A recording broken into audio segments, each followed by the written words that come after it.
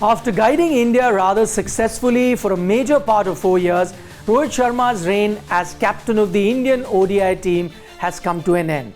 As a young Shubman Gil takes over the mantle from Rohit, we try and analyse Rohit as an ODI captain. Remember, under him, India lost just one match in the last two major ODI competitions, and the captain can take major credit for meticulously sculpting the men in blue into a well-oiled machine. In this edition of On the Ball, we trace back the legacy of captain Rohit Sharma. It's often argued that Rohit Sharma is one of the best ODI captains that India has ever had. In fact, the numbers actually place him in the numero uno spot. An impressive win percentage of 75 that puts Virat Kohli's 68% and MS Dhoni's 55% as second and third best.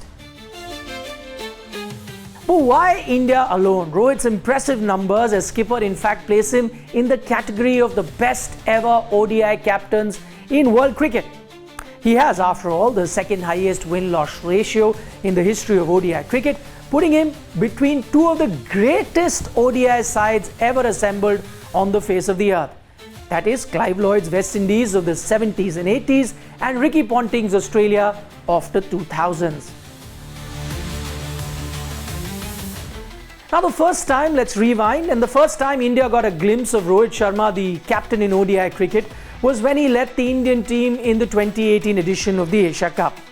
Now, while he had led India in a bilateral series before that, the 2018 Asia Cup was the first ever multilateral tournament in which he was truly put to the test.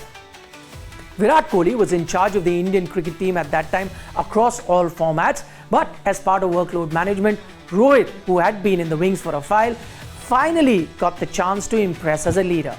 India got their hands on the Asia Cup for a record 7th time, but this tournament was the start of what turned out to be a habit for India in multilateral tournaments.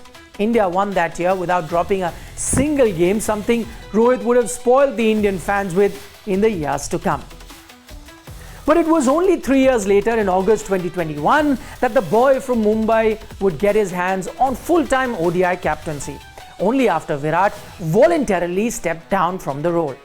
From here on, Rohit had 2 years to build a strong team for the 2023 Home Cricket World Cup. But there were hiccups along the way as well. The 2022 T20 World Cup provided him and his team with a reality check. The kind of beating India got from England in the semi-final left Rohit Sharma, the captain, embarrassed, and the Indian cricket team at a point where it needed to evolve. Rohit Sharma realized that things had to change, and he wanted that change to start from him. 2022 was when the marker was set.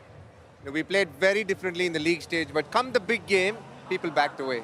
The pressure got to Team India. And that is when I think Rohit Sharma, the captain, decided, if I am going to be the captain from here on, this is how I want my team to play. And I'm not going to rely on anybody. I am going to take it upon myself to know and show the other members in the team what intent means. And I think that changed the outlook of how India has played from there on. Now, by the time India got ready to host the Cricket World Cup, Rohit had transformed as a batter. He led from the front, taking on the opposition bowlers from the word go, a selfless display of batsmanship that would set the template for the rest of the team to follow.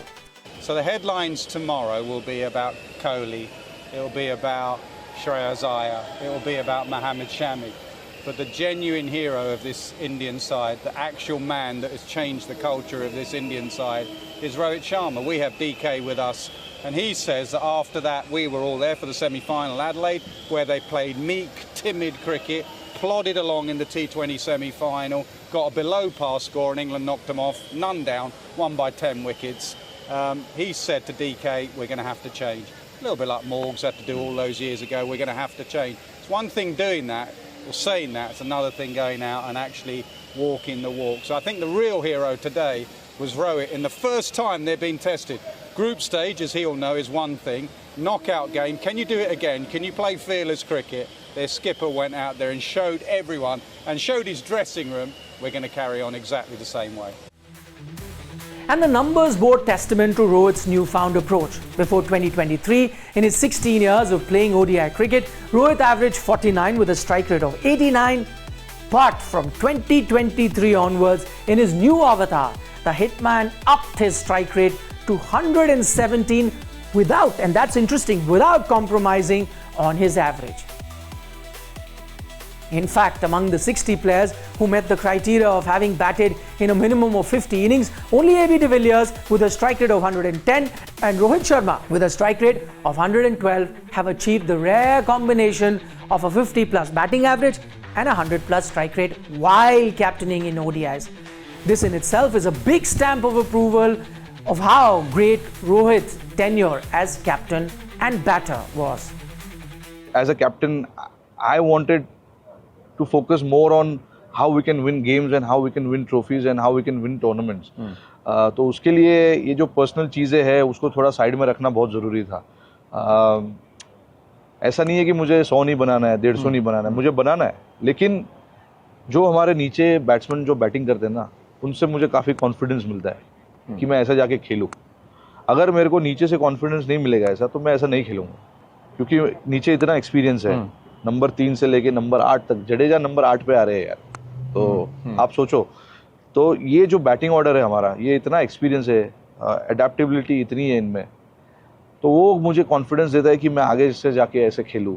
और world cup में हमें 350 लगाना था, अच्छे wickets पे खेल रहे थे. हमें पता है अगर हम पहला बैटिंग कर रहे हैं तो हमको 350 के आसपास लगाना है, क्योंकि शाम में ड्यू आ जाता है.